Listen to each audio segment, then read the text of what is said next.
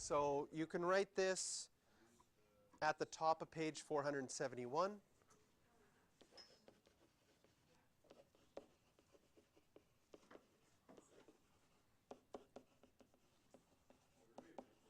What is your area formula? You can write at the top of page 471. What is your normal area formula for triangles?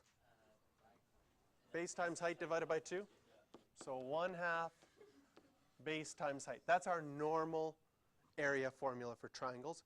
We're going to be introduced to a couple more area formulas for triangles because sometimes you get a triangle that's not a right angle triangle or you don't have the height.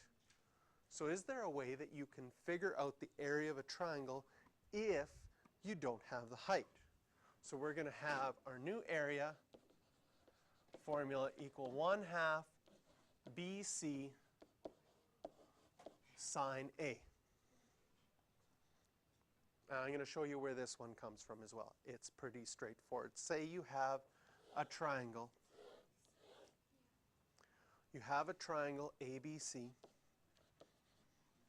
Again, the key to the area formula here is seeing that if I have an angle A, B and C are the two sides right around that angle.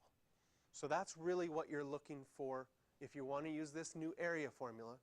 Again, you're not going to worry about what's A, what's B, what's C, but I need to have two sides and the angle between them, and then I can use this area formula. Now normally, like we said before, our area formula is 1/2 base times height. So I draw in my height right there, and I've got my base, which is B, so that formula works, 1/2 base times height. But now we don't know what the height is.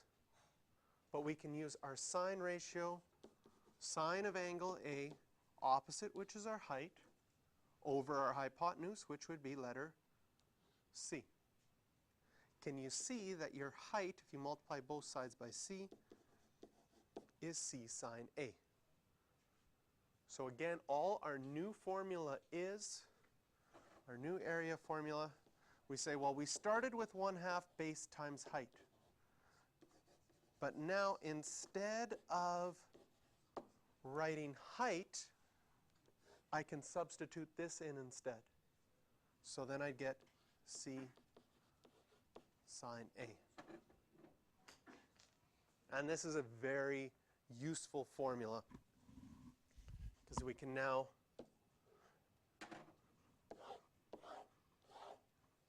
(40 degrees). I'll make this side 8 and this side 7. So if you have this situation where you have an angle between two sides, you can now figure out your area is going to equal 1/2 times 8 times 7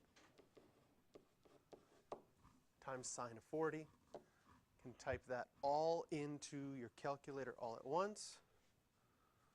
Does it matter which number you put in first? No. The 8 and the 7, as long as they're beside each other, it doesn't matter. Make sure your calculator's in degrees.